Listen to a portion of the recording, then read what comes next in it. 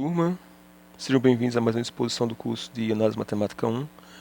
Nessa exposição, nesse vídeo, nós vamos falar sobre os conjuntos finitos.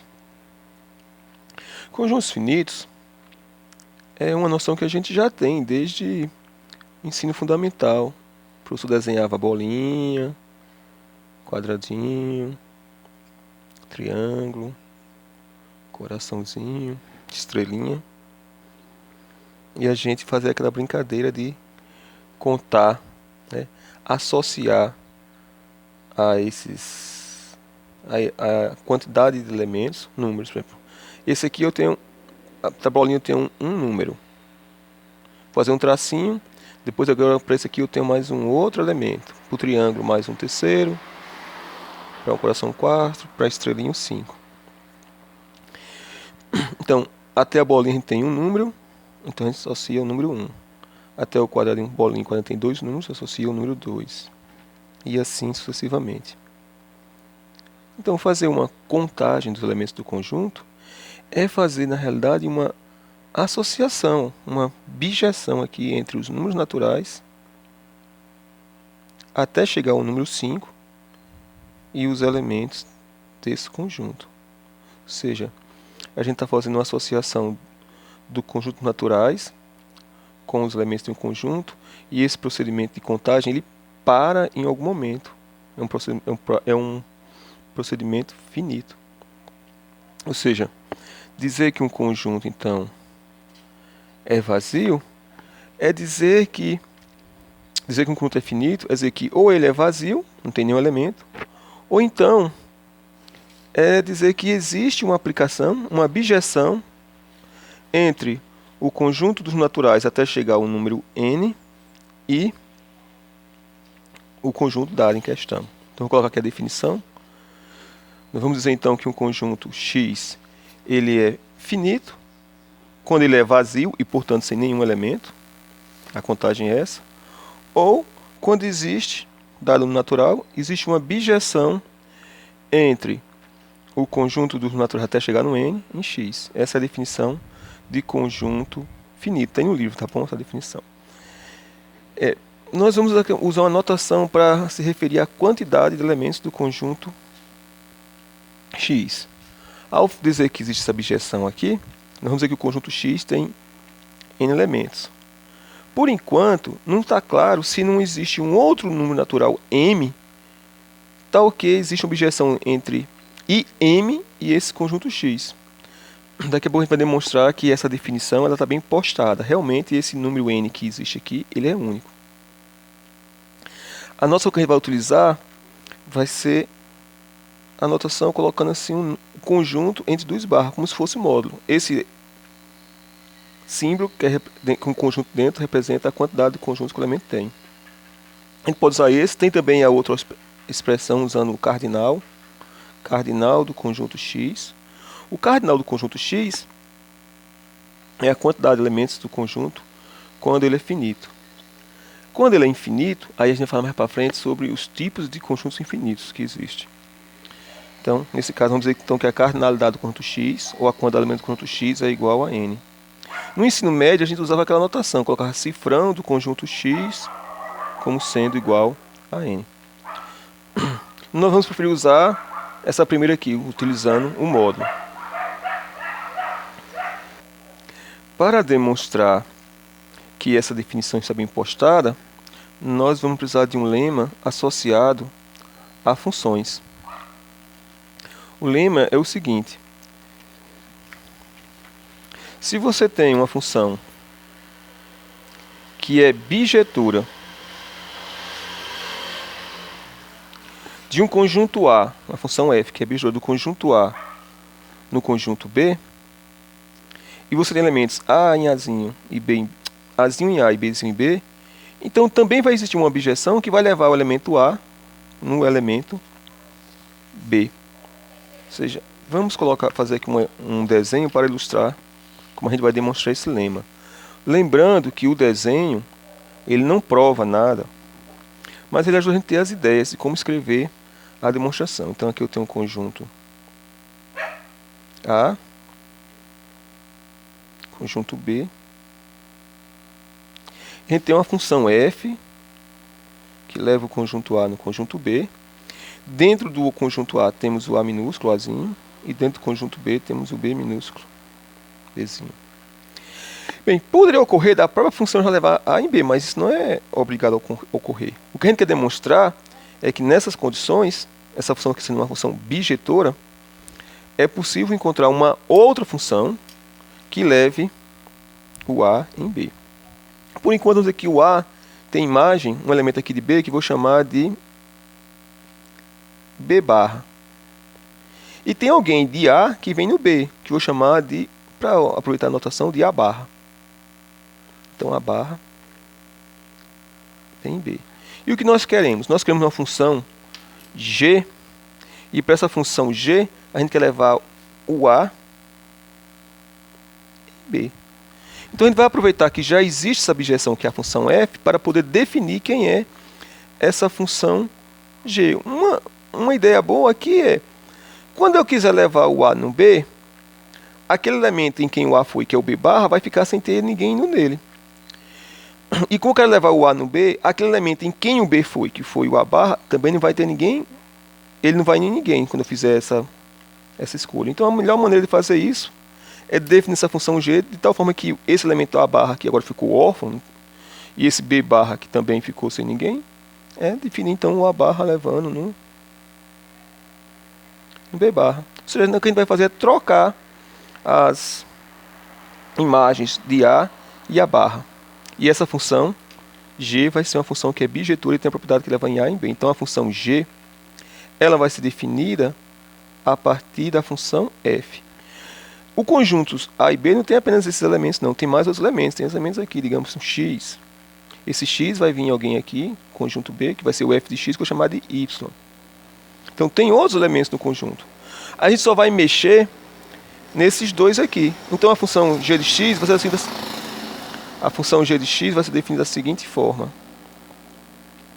Vai ser igual ao próprio f de x quando x não for nem A e nem A barra. Então, g de x vai ser igual a f de x quando x não for nem A nem A barra. Ou seja, quando x não pertence ao conjunto formado por A e A barra. O g de A tem que ser B. Então, quando x for igual a A aqui, o g de A tem que ser B quando x for igual a A.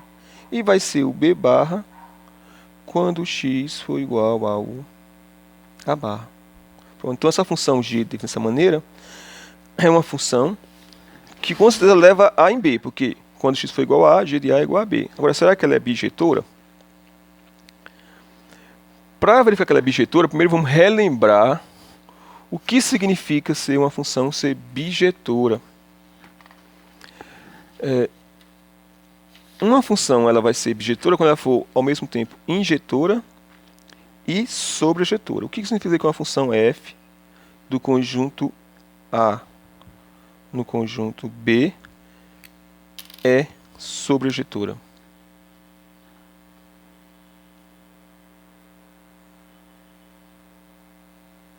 É como o nome diz aqui, ela é sobre.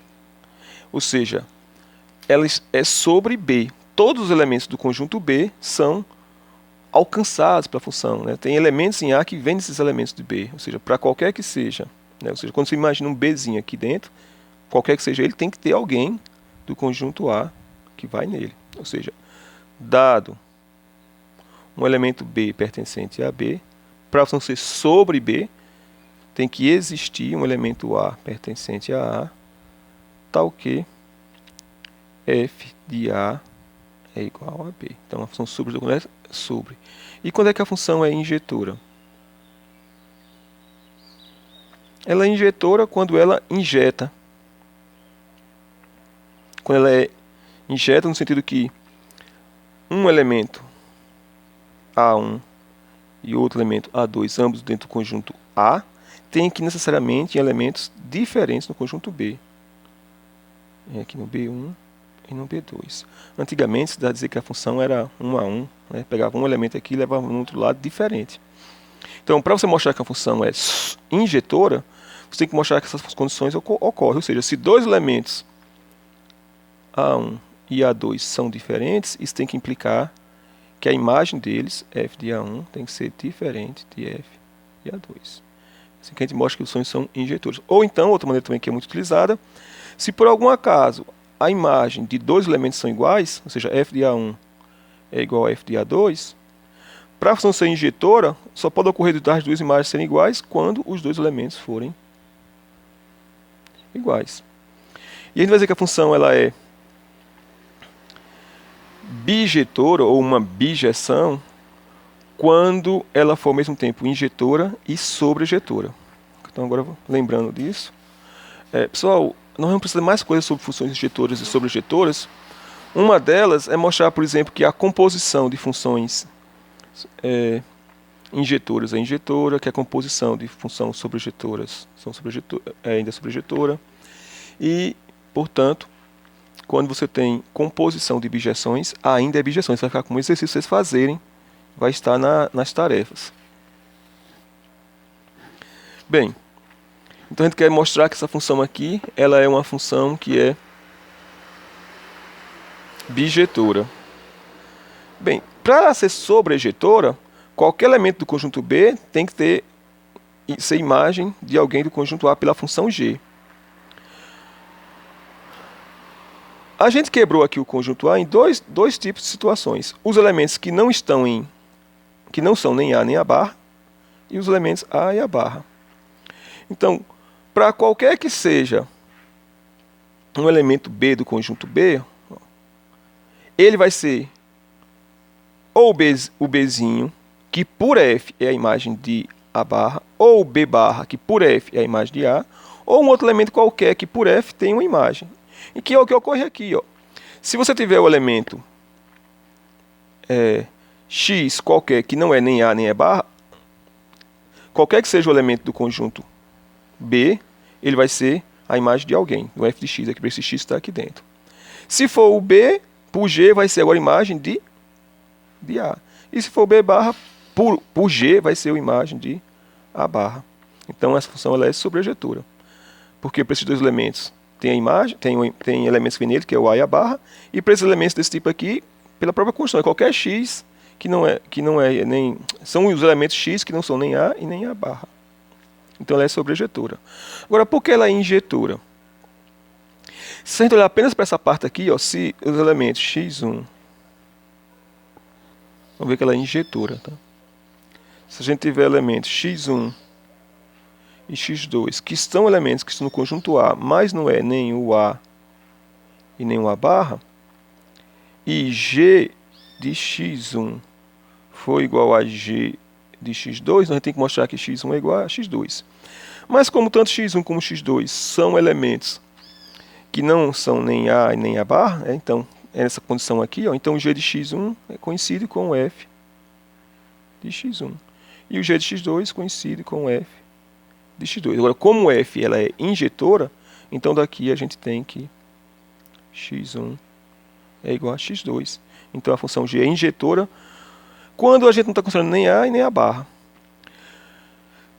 Quando agora você considera um elemento que está nesse conjunto e o A, ou o A barra, a função ainda vai continuar sendo injetora, né? Porque se eu pegar um elemento x pertencente ao conjunto A, menos o A e o A barra, e eu considerar agora o elemento A, quando eu fizer g de x, esse g de x vai ser igual, quando eu fizer o g de x, vou colocar mais para cima só a parte que nos interessa, eu não quero perder a função ainda. Isso cabe tudo. Pronto. Então, quando eu peguei um x, um elemento que é do conjunto A, mais não é nem A nem A barra, o g de x é igual ao f de x. E quem é o g de A? O g de A é igual a B. E observe que o g de A, por ser igual a B, e a função f é injetora, esse B não é um elemento desse tipo. Ou seja, isso implica dizer que o B com certeza é diferente do f de x. Então, elementos diferentes têm imagens diferentes. Então, a função... Faltou analisar o caso A barra com esse elementos desse conjunto, mas é a mesma análise, não precisa modificar. Então, essa função f, a função g, é uma função que ela é bijetora. Então a gente vai precisar desse lema para demonstrar que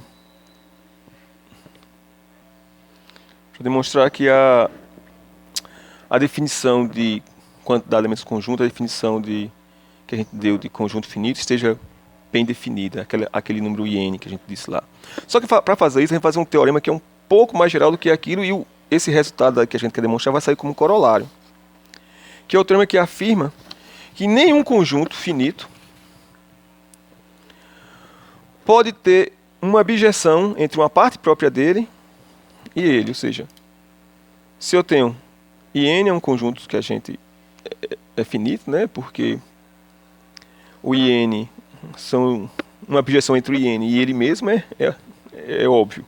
Se eu tiver A, um subconjunto próprio de IN, não pode existir uma abjeção de A em N.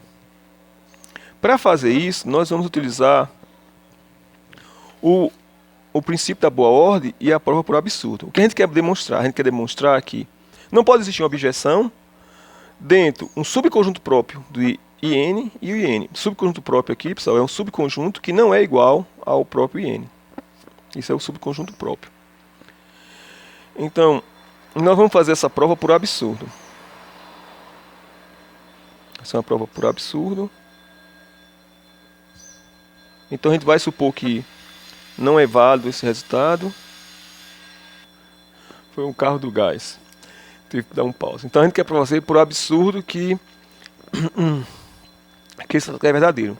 Então a gente vai negar que a tese, né, que não pode existir uma abjeção F de A em N para qualquer ser número natural.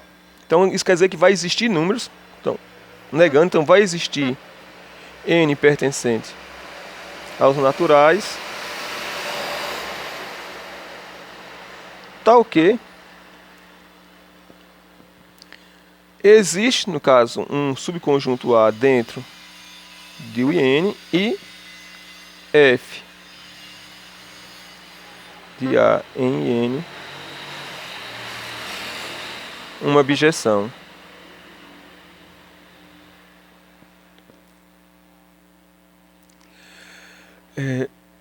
então, se a gente está supondo que existem números naturais, para esses números naturais vai ter os conjuntos INs, dentro desse conjunto IN vai ter dentro dele um subconjunto A, que não é igual ao IN, que é uma parte própria, e F de A em N uma abjeção.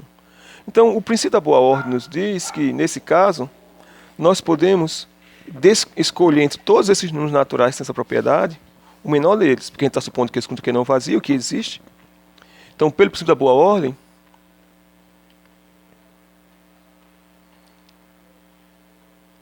vai existir um número N0 pertencente aos naturais, que é o menor de todos esses aqui. Que é o menor, eu vou escrever porque a gente vai precisar voltar para cá, é o menor tal que existe um subconjunto próprio desse N0, ou seja, esse conjunto não é o próprio N0, e F, e uma abjeção F,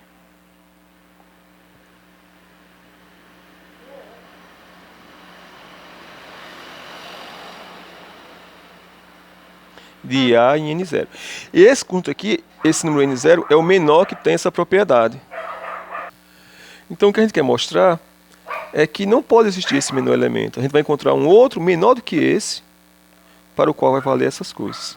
E a ideia é a seguinte, vamos fazer aqui um rascunho para a gente entender o que a gente quer fazer. Como eu disse, o desenho não prova nada, mas ele ajuda a gente entender. Tem aqui o conjunto A,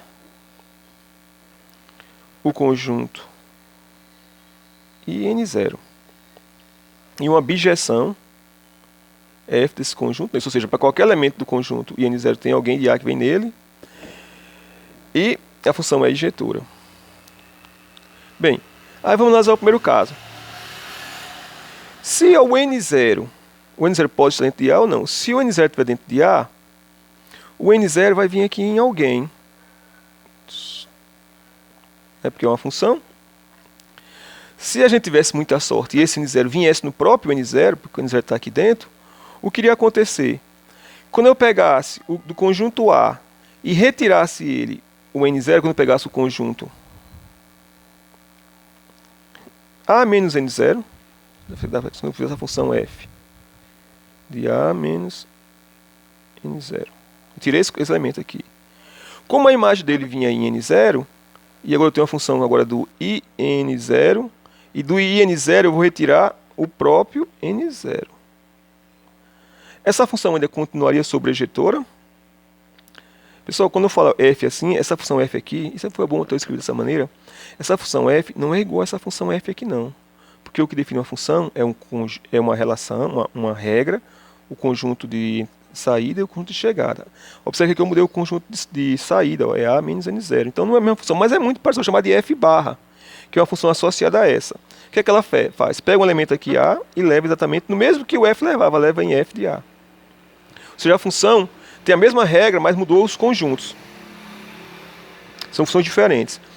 Mas a ideia aqui é essa, que você pegou o conjunto A, eu retirei o N0 de A e tirei a imagem dele, que era o próprio N0. Então agora eu tenho uma função que vai ser uma bijeção, que só retirei um elemento de cada lado, tirei exatamente a imagem do N0, que é o próprio. E aí eu tenho uma bijeção do conjunto, desse conjunto, esse conjunto desse, né? Porque eu tirei de ambos o mesmo elemento. Só que IN0 menos N0 não é exatamente o IN0, é os naturais que vai do 1 até o N0. Como eu tirei ele, vai ser o conjunto de naturais que vai do 1 até o N0 menos 1. E isso iria contrariar o princípio da boa ordem, porque quer dizer que aquele N0 é o menor dos elementos que tem essa propriedade. Eu acabei encontrando um menor, N0 menos 1. Nesse momento do curso, a gente já está um pouco mais livre daquela ideia de dizer que os naturais é 1, sucessor de 1, sucessor de 1. Para a gente agora, os naturais é 1, 2, 3, a gente já pode fazer isso, pode até diminuir uma unidade de um elemento. Bem, só que pode ocorrer de um N0 não ir no próprio N0, isso é uma coisa ruim. No entanto, o lema dizia o quê? Se eu tenho dois elementos nos conjuntos, no conjunto A e no conjunto B, e uma bijeção que vai do conjunto A no conjunto B, a gente pode trocar os elementos de forma que a gente garante que a imagem de um elemento do conjunto A vai na imagem que a gente escolheu do elemento do conjunto B. O lema que a gente viu, acabou de dizer aí, a gente acabou de demonstrar. Então, se o N0 vai no N0, beleza, a gente faz isso. Se não for, a gente pode simplesmente trocar os elementos. E agora, em vez de ter uma função f, vai ter uma função g que tem essa propriedade, e a gente pode fazer isso aqui tudo. Então é isso que a gente vai voltar lá para que já está explicado aqui, mas eu vou escrever, como de costume, caso você queira ficar pausando o vídeo para ficar lendo. Ou é melhor você assistir o vídeo, e se você entendeu, você volta um pouquinho e assiste de novo. Bem, então, vamos lá.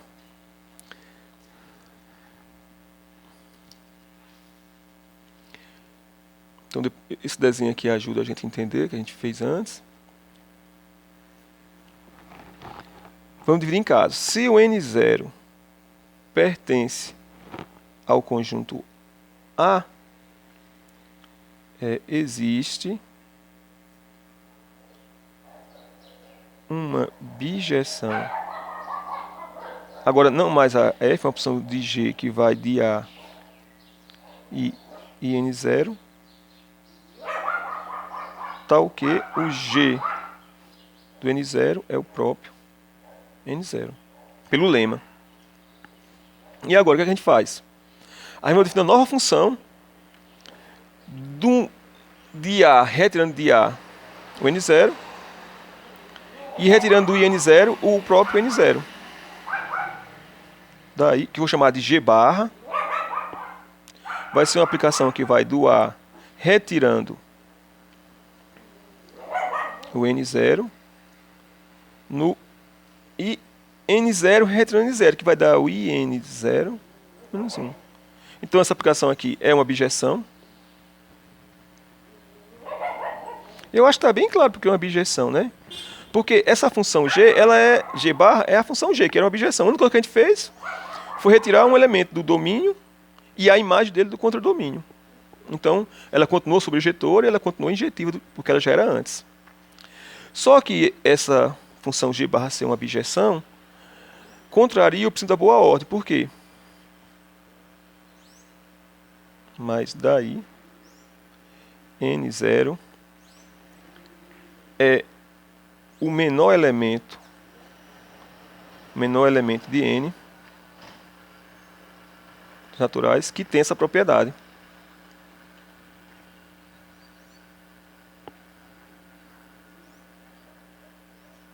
A propriedade citada acima.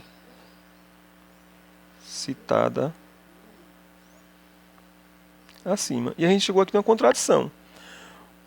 Porque é uma contradição. Por que é uma contradição?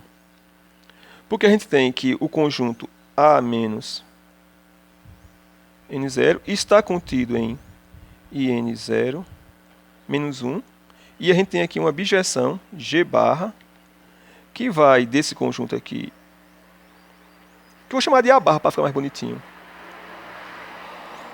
De A barra em IN0 menos 1. Então não pode ocorrer do N0 pertencer a A.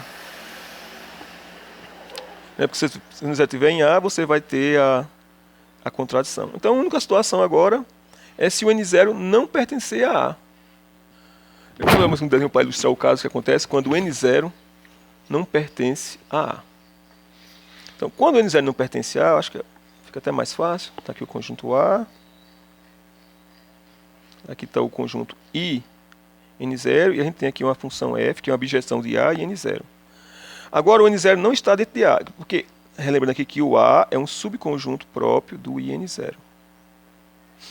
Então, poderia ocorrer do N0 estar dentro de A ou não. Se ele não estiver dentro do A, mas como a função é uma bijeção, dado o número N0 aqui dentro do IN0, tem que ter alguém que vem nele, porque é uma bijeção. Por ser bijeção é uma sobrejetiva. Então, dado esse elemento aqui, tem que vir alguém nele.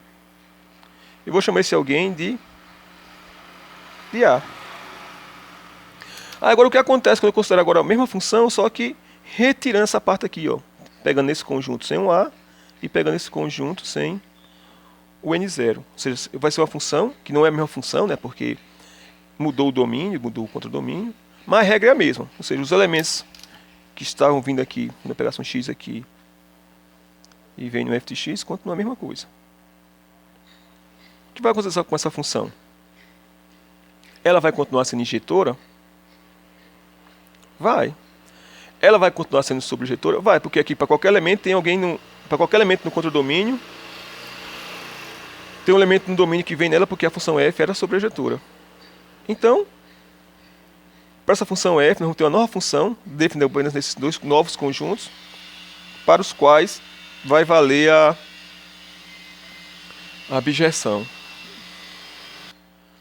Então, vamos escrever isso. Ou seja, a gente vai considerar agora...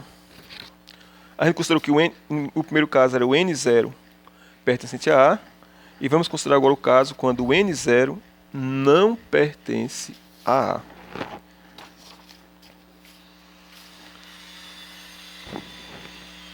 Se N0 não pertence a A, então, como eu expliquei antes, a gente vai considerar agora a função cujo o domínio vai ser o conjunto A menos esse Azinho.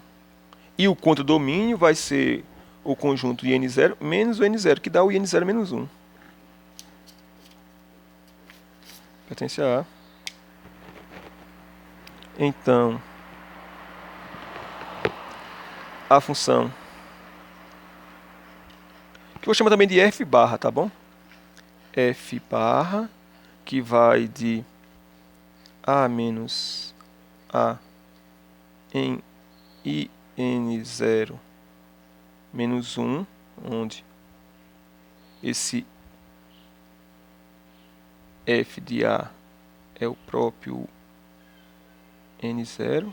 N0, isso aqui é um N0, tá? É uma bijeção. E observe aqui uma coisa importante, é que A menos o elemento A com certeza está contido em IN0 menos 1. Por quê? Porque o elemento N0 não pertence a A, tá? Nesse caso. Como ele não pertence a A, e A estava... Vamos lembrar aqui, né? Colocar aqui que o A está contido em IN0. Essa é uma das hipóteses. Como de A eu só retirei o elemento Azinho, e esse Azinho não é o N0, porque o N0 não pertence a A, então claro que o conjunto A ainda continua dentro do... O conjunto A menos A está contido em N0 menos 1. Então a gente está naquelas condições da afirmação que a gente fez. N0 era o número natural para o qual existia uma bijeção dentro de uma parte própria dele e ele. E a gente acabou de encontrar uma bijeção de um conjunto, um subconjunto próprio de 1 e N, só que sendo menor do que o N0, porque N0 menos 1 é menor do que o N0, que é uma contradição também. Como também é uma contradição, vou colocar aqui contradição, mais uma vez, o símbolo de contradição, pois N0 é o menor natural com a propriedade citada.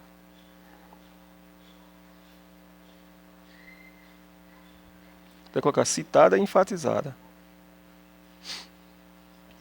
Então pronto, o N0 não pertence a A e o N0 também não pode pertencer a A e também não pode pertencer a A. Então temos aqui uma contradição. Ou seja, o N0,